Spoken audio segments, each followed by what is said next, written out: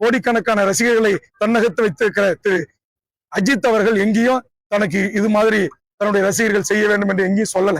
இப்படி கார் பின்னாடி படுங்க, டிரான்ஸ்பார்ம் மேல ஏறுங்க, மரத்து மேல ஏறுங்க, இப்படி பொதுமக்களுக்கு தொந்தரவா சாலைகளை மறித்து நில்லுங்க அப்படி என்றெல்லாம் சொல்லி அதையெல்லாம் உற்சாகப்படுத்தல.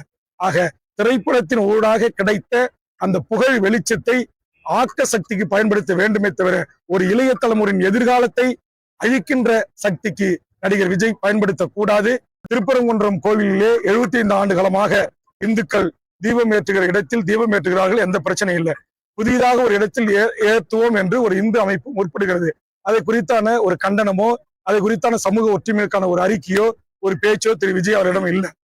ஆனா இன்றைக்கு தமிழ்நாட்டுல நாங்க ஆட்சிக்கு வந்தா தேனாரும் பாலாரும் ஓடும் அப்படின்னு சொல்வது, ஒரு நாட்டுடைய முதலமைச்சரை பார்த்து சார் என்று நக்கலாக நையாண்டி அடிப்பது, அங்கிள் என்று நக்கல் செய்வது, இது எல்லாம் அழகல்ல நடிகர் விஜய் அவர்களுக்கு. அவருடைய பேச்சுகள் எல்லாம் சமீபத்தில் தனக்கு பின்னால் தமிழ்நாட்டு மக்கள் ஒரு சினிமா மோகத்தால் அவரை பார்க்க வருகிறார்கள் என்கிற காரணத்திற்காக அவர் அமைச்சர்களை, முதலமைச்சர்களை, மற்ற அரசியல் கட்சி தலைவர்களை மிக கிள்ளுக்கரியாக எடுத்தெறிந்து பேசுவது என்பது மிக கடுமையான கண்டனத்துக்குரியது.